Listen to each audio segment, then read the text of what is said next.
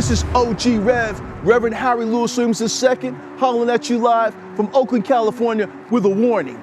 In the hood, we call coronavirus or COVID-19 the ghost because it's silent, it's deadly, it's insidious, and it's invisible.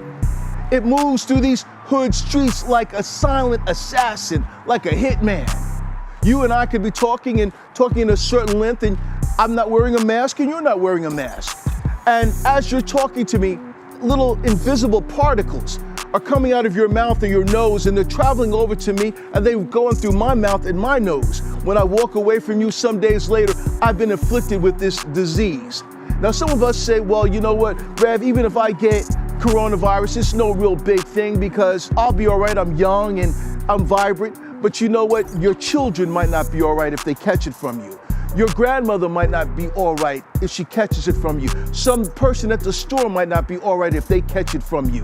Many people have lost their lives or are laying up in a hospital right now, sucking in air through a ventilator because they didn't understand how deadly this disease was. You never know. So friends, I'm going to encourage you today to never leave home without one of these. This is a mask.